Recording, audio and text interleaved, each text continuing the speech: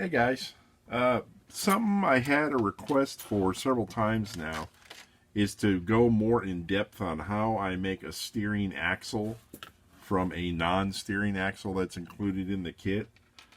And looking at some of these, man, it's not even worth messing with.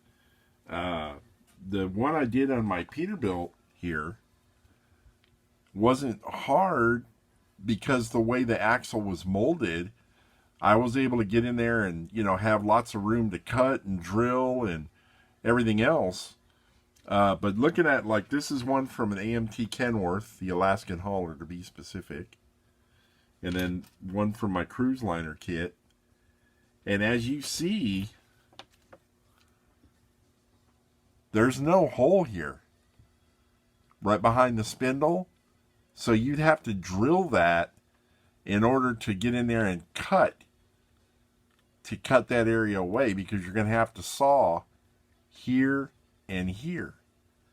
So this would be a lot of work. There's white metal axles available from Oslo, ST Supply in Canada, a few places. And, you don't got to be scared of white metal. It's just like resin. You just glue it with super glue or epoxy. And they're basically a copy of the Italeri truck axles, the front axles. But they did make the 125th scale one more narrow. So it is the correct width and everything. But, if you guys want to go ahead and try this, I'll go over everything that I do. The very first thing you're going to want to do, you got to get you some tiny little nails. And what these are used for is nailing down HO scale railroad tracks when you're building a layout.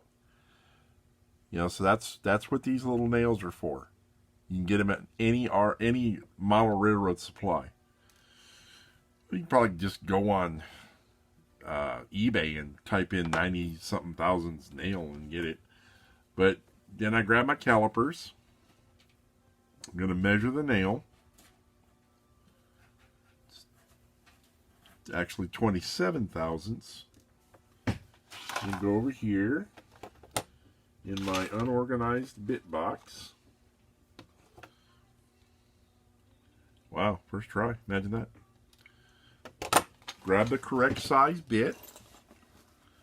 Now, I do not recommend using an electric drill or battery drill, because you got to be super careful when you're drilling the spindle. And what you're going to do,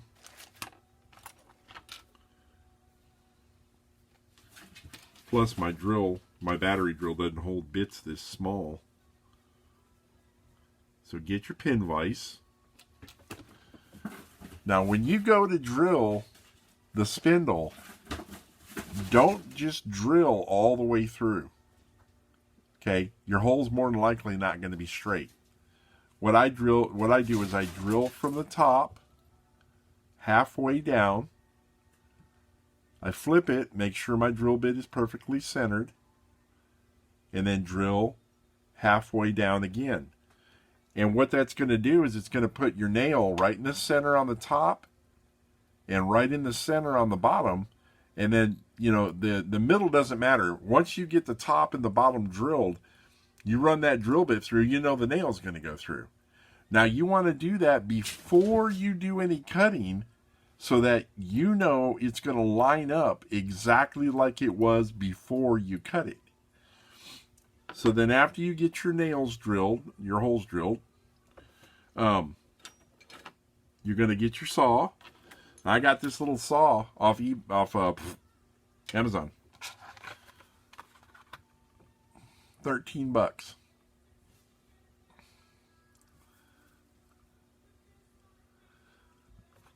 And it's perfect for this kind of thing. And it comes with a bunch of blades. I think it came with like 12 blades of all different kinds. You got, try not to pick up 3 at a time. Got one shaped like that. Got the curved. And this type here, big flat one. And it gave you, I think there's like 3 of each. So maybe 9 blades.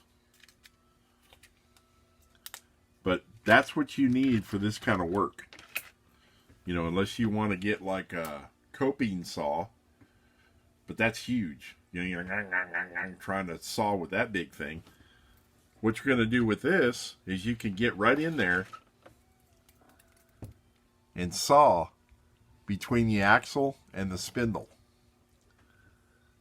See there, the blade's small enough where you can get it under. Under's what matters because the axle dips down. Well, I'm not liking this thing already. It's not holding the blades good. Might have to do some work on it. But one thing with this one, see, that's why this axle's not even worth messing with. The locations where they have the tie rod, Jesus. The locations where, I don't recommend this knife, guys. It looks like it doesn't hold the blades worth of crap. This is the first time I got it out of the package. Might try doing the blade the other way or something.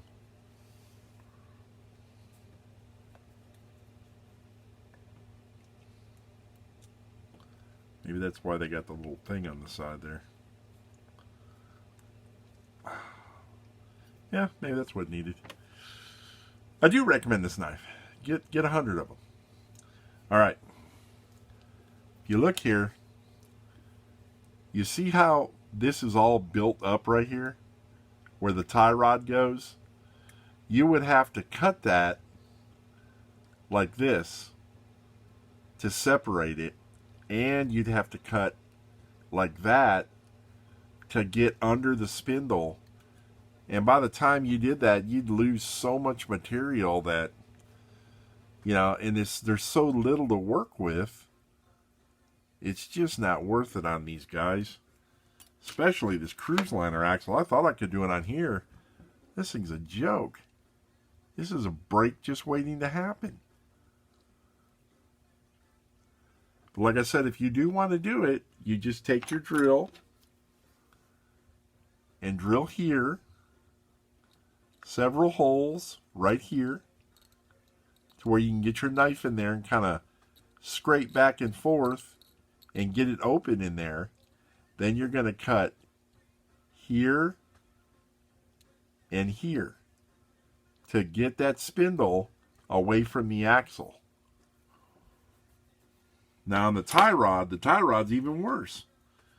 They're so thin that they're just too fragile to work with. You'd be better off just making one from scratch. You know, this area right here, that's just too thin. You know, you can't cut that and expect it to work.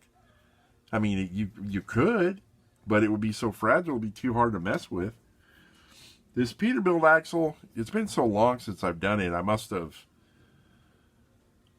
done something. It must have been already cut or already open in the areas I specified right here, and that's why it wasn't so hard to cut. But if you want to do it with the Peterbilt axle, you can see I did the linkage, and all you're doing is you're just putting nails on all your pivot points.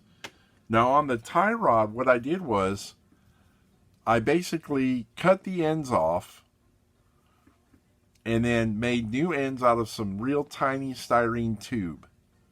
And I left the ends on the spindle arms here. And then I just drilled through those and put a nail, and voila. You know, it pivots. But that's, I mean, like I said, you know, you got the Erdl axles you can see if anybody has. You got the white metal axles. You know, the white metal axles are also a good choice if you're using a resin cab, because resin cabs are heavier. So I recommend doing that rather than messing with these, because it's, you want to rip your eyes out by the time you get it done. It's just too much work. You know, it's like you're trying to save a dead man. You know, it's too little material and too much work. But This one here, I'd have to pull another one out, but it may have been easy enough to do that one. I didn't compare it to another kit. When I did it, I just got it out and thought, hey, I can cut that apart. So I did that. But on this Mac, I just used an Ertl axle. It's the easiest thing you can do if you happen to have one. You know, full linkage on the steering box. And it's not, you know, you don't play with them. It's just interesting to have it on there. But just wanted to cover that. I mean, I wish I could go into more depth, but I don't have an axle that would be easy enough to cut apart. Hell, this video will be 20 hours long just trying to do these axles. So, hope that helps. I'll see ya.